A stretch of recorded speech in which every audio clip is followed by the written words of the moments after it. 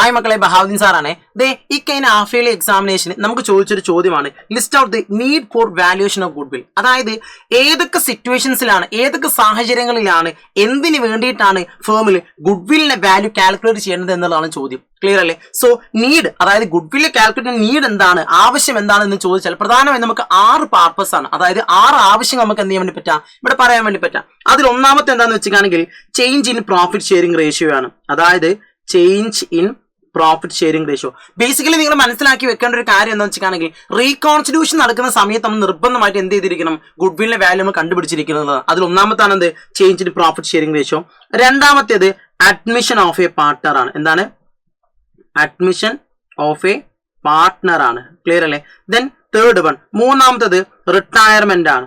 Okay, ഒരു partner ഫേമിൽ നിന്നും റിട്ടയർ ചെയ്തേക്കാണ്. റിട്ടയർമെന്റ് ഓഫ് എ പാർട്ട്ണർ ആണ് മൂന്നാമത്. ക്ലിയർ അല്ലേ? നാലാമത് ഡെത്ത് ഓഫ് എ പാർട്ട്ണർ ആണ്. Okay, death of a partner ആണ്. ക്ലിയർ അല്ലേ? ആൻഡ് ഫിഫ്ത് വൺ, അഞ്ചാമത്തെ നമുക്ക് പറയാനുള്ളത് ഡിസൊല്യൂഷൻ ആണ്. ഓക്കെ അല്ലേ? ഡിസൊല്യൂഷൻ ആണ്. ആൻഡ് ലാസ്റ്റ് ആൻഡ് ഫൈനലി ആറാമത്തെ സാഹചര്യം എന്താണെന്ന് വെച്ചിട്ടാണെങ്കിൽ അമാൽഗമേഷൻ ആണ്.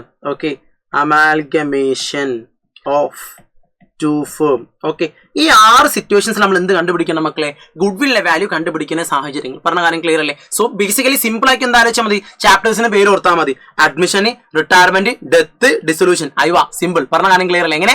അഡ്മിഷന്, റിട്ടയർമെന്റ്, ഡെത്ത്, ഡിസൊല്യൂഷൻ, പിന്നെ ചേഞ്ച് ഇൻ പ്രോഫിറ്റ് ഷെയറിംഗ് റേഷ്യോയും അമാൽഗമേഷൻ ഓഫ് 2 പാർട്ട്ണർഷിപ്പും. പറഞ്ഞ കാര്യം ക്ലിയർ അല്ലേ? സോ സെറ്റ് ആക്കി ഉഷാറാക്കി പഠിക്കുക. നമ്മുടെ നെക്സ്റ്റ് എക്സാമിന് വരുന്നത് ആനുവൽ എക്സാം, മോഡൽ എക്സാം ഒക്കെ ആണ്. സോ ഏറ്റവും ബെസ്റ്റ് ആക്കി പഠിക്കുക. All the best.